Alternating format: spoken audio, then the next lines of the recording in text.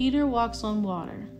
Matthew chapter 14, verses 28 through 31. Lord, if it's you, Peter replied, tell me to come to you on the water. Come, Jesus said. Then Peter got down out of his boat, walked on the water, and came towards Jesus.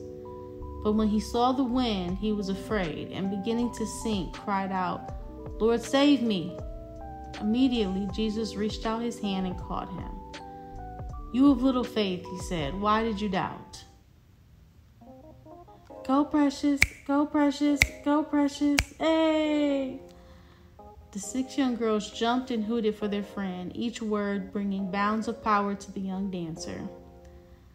This was her most cherished space in the world, surrounded in a circle by her favorite girls, all velvet brown like her, as the sound of their hair beads shook like maracas and the smell of their cocoa butter lotion embraced her like a warm hug. When she danced with her girls, she felt like she could move mountains. If she could live here forever, she would. Them grades better be as good as them dance moves, Miss Jefferson yelled from the window.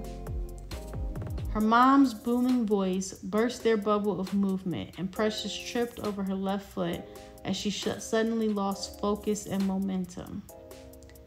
The circle broke as the other girls awkwardly avoided Miss J's gaze and continued their walk home. Only one of them had enough courage to muster a squeaky goodbye as she quickly helped Precious off the ground. Precious obviously knew how to move her body fast, but she slowly meandered up the walkway to her porch. She was in no hurry to deal with her mom today. As soon as she opened the door, Miss J was waiting for her with tablet in hand. She jutted the screen into her daughter's face. What's this? The open tab showed the failing scores of her most recent class assignments and tests. Precious held her breath and yearned for the time when she could just conveniently lose her report card a couple times a year. She despised how parents can now monitor your grades in real time through Google Classroom. It merely opened more opportunities to get in trouble, especially with her mom, who seemed to check her grades more heavily on bad days when she needed a place to direct her anger. Miss J would never admit it, but Precious had peeped the pattern years ago. However, while Precious had recognized her mom's projections, she still internalized the mean things she would say. Most notably, the sting of the word stupid. Miss J had been calling her daughter stupid since she could remember. At this point, Precious believed her. She wanted to be better at school so bad, but every time there was schoolwork in front of her, all she could think was stupid and replay every screaming insult from her mom about another failing grade.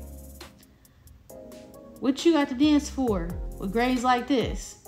Miss J questioned. Normally, her self-doubt prevented Precious from recalling the correct answer, but she knew the answer to this one.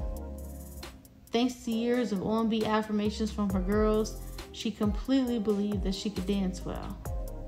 So at every opportunity, she danced her heart out, each step better than the last one, merely because she knew she could. But she also believed she was stupid, so she stumbled through school and accepted it as one of her limits. It wasn't until she was 21 that Precious learned to channel the uplifting energy of these friends to boost her through any challenge.